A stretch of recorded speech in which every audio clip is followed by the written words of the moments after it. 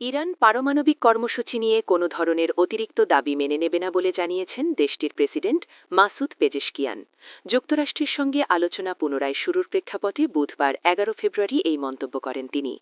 ইরানের ইসলামী বিপ্লবের ৪৭তম বার্ষিকী উপলক্ষে রাজধানী তেহরানের আজাদি স্কয়ারে দেওয়া ভাষণে পেজেশকিয়ান বলেন, ইরান অতিরিক্ত দাবির কাছে মাথা নত করবে না। তিনি আরও বলেন, ইরান কোনো আগ্রাসনের কাছে নতি স্বীকার করবে না। তবে আমরা প্রতিবেশী দেশগুলোর সঙ্গে পূর্ণ শক্তি দিয়ে সংঘাত চালিয়ে যাচ্ছে, যাতে এই অঞ্চলে শান্তি ও স্থিতিশীলতা প্রতিষ্ঠা করা যায়। এই বক্তব্য এমন এক সময়ে এলো যখন ইরান ও যুক্তরাষ্ট্রের মধ্যে পারমাণবিক ইস্যুতে আবারও আলোচনা শুরু হয়েছে।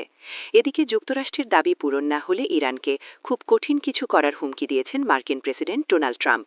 পরমাণু সমৃদ্ধকরণ থেকে শুরু করে ব্যালিস্টিক ক্ষেপণাস্ত্র পর্যন্ত বিভিন্ন বিষয়ে তেহরান যদি তার দাবি মেনে না নেয়, তাহলে ইরানকে সম্ভাব্য সামরিক হামলার হুঁশিয়ারি দিয়েছেন তিনি। মঙ্গলবার প্রকাশিত ইসরায়েলি সংবাদ মাধ্যম চ্যানেল 12-এ সাংবাদিকদের সামলার আরেখালে ট্রাম্প ইরানের সঙ্গে কোনো চুক্তি না হলে আক্রমণাত্মক পদক্ষেপের ইঙ্গিত দিয়েছেন।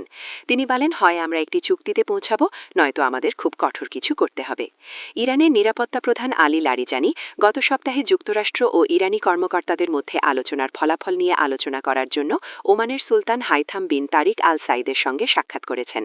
গত কয়েক সপ্তাহে ট্রাম্প এই অঞ্চলে মার্কিন সামরিক বাহিনী বৃদ্ধির কথা বলেছেন, কাছাকাছি জলসীমায় একটি বিশাল বহর পাঠিয়েছেন। এর মধ্যে রয়েছে ইউএসএস আব্রাহাম লিঙ্কন।